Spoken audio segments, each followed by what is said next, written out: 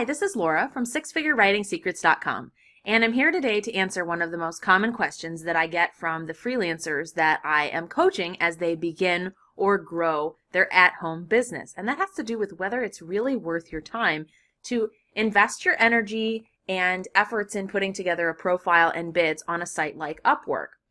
I get this question a lot from people who are relatively new to the freelance world, and Upwork is an online job board site where clients post requests for proposals and then potential freelancers will post responses in the form of bids and work samples and sort of an overview of how they would carry out the job as well as their budget.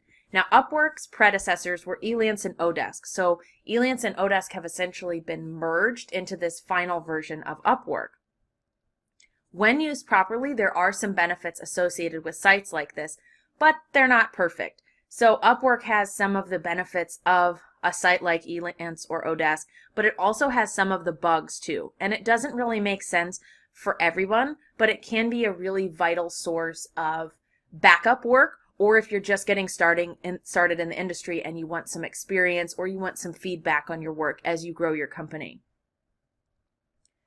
As I mentioned, there are some things that make Upwork stand out as an obvious choice for your business. The first has to do with payment. If you work on an hourly contract and you use the tracking software that Upwork provides to you, they will guarantee your payment. Now, this means that as long as you can show that you were doing work, that you submitted the timesheets properly, and as long as their tracker has snapped screenshots of your computer as you were working, the client can't go back and say, oh, I'm not going to pay for the 10 hours of work that was completed. Upwork sort of backs you up in that situation. Bear in mind, that's only applicable if you use their tracking software. If you enter your hours manually, that protection is gone and you could actually expose yourself to not being paid at all. If the client has any issues with the work quality or if their account gets suspended, the protection actually falls on them. So you could end up not being paid. And that might be one reason why you should be a little dubious of hourly working contracts. Next, if you work on a fixed price project, the client is asked to fund escrow. This removes a lot of the anxiety as a new freelancer because chasing down payments is not only aggravating, it's extremely time consuming.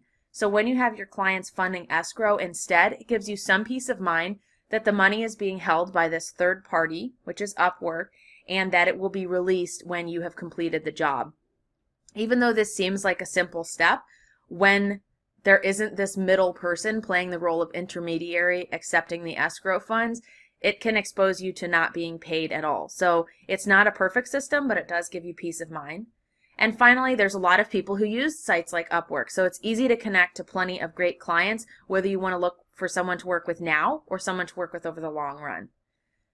As I mentioned, there are some disadvantages to sites like Upwork. First of all, their payment system is ridiculously slow. It's just part of how they process things.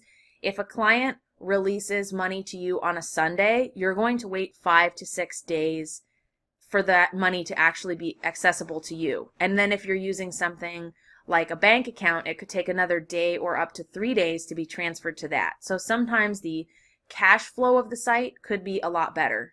Another issue, if you worked on Freelancer and Odesk previously, those sites crashed a lot. They're constantly doing maintenance, constantly trying to improve things, and the site just crashes a lot. You'll be responding to a message or trying to deliver work to someone, and you'll get an error message. And that happens a lot. It's also not easy to go between a client and a freelancer account. So if you use Upwork for both purposes, it's just aggravating. It messes up which jobs belong in which category. That can get a little frustrating.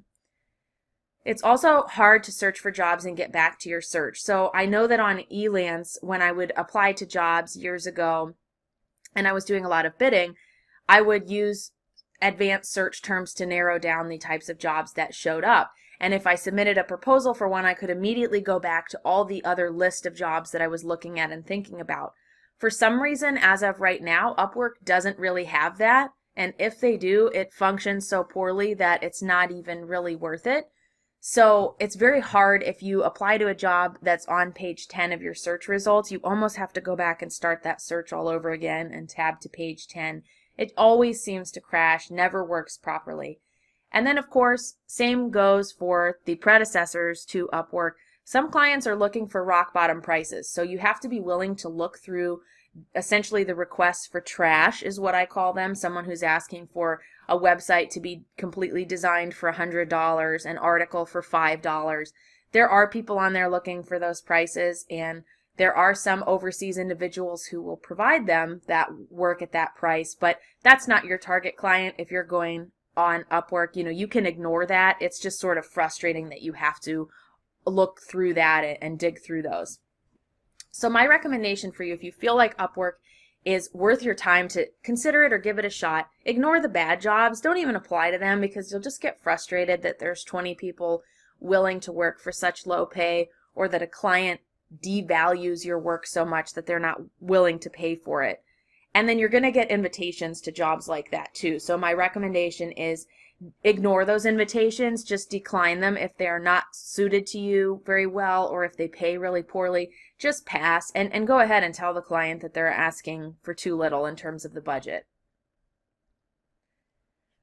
A couple more tips for you. Make sure that your profile speaks directly to your ideal client. So if you come across as someone who does quick work for hire at a cheap rate, those are going to be the kind of clients who will want to hire you and invite you to jobs.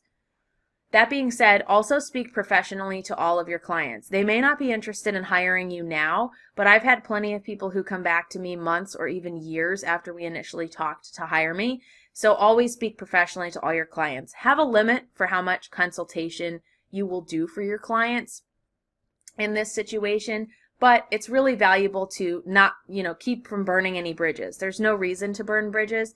So always speak professionally to them. Come across as a calm and cool professional, because even if it's not right for them to work with you right now, that could change in the future, and also they might refer you to someone else. And then also, it needs to be really easy for the client to read your writing and understand your value. Having been on a site like this for years, I thought that this was, something that everybody knew. I thought that everyone would understand that, especially if you're a writer, your writing needs to be very clear. That's not the case. Many people send far too much information. They have spelling and grammar mistakes in their bids, and they don't really draw a connection between the services they offer and the value that it provides the client. And I say that because I've been on the hiring end plenty of times for myself, as well as major companies who use platforms like Upwork to hire their digital talent. So I've been the project manager and the hiring manager in those situations, and it's just really disappointing to see people who don't follow directions well, or don't even care enough to have things spelled properly when they submit a bid for a job. There are challenges associated with pitching on a site like Upwork when you're new. You don't necessarily know how to price your work. It's difficult convincing a client that you're trustworthy because you don't have reputation or work experience, and you also have to stand out in a really competitive environment. That being said, you can overcome all of these challenges when you really make the effort to learn the site and understand how to make it work for you. I used the predecessor of Upwork, Elance, to scale my company into a 6-figure-a-year business.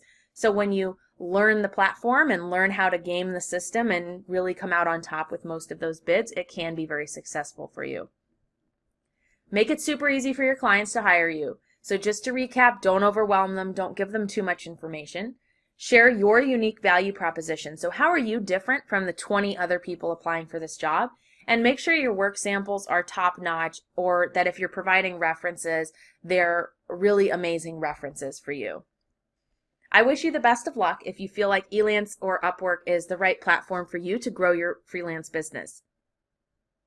To learn more about how to succeed on Upwork, stay tuned to sixfigurewritingsecrets.com, where I also have a free report available for download specifically designed to help you grow your freelance business on Upwork.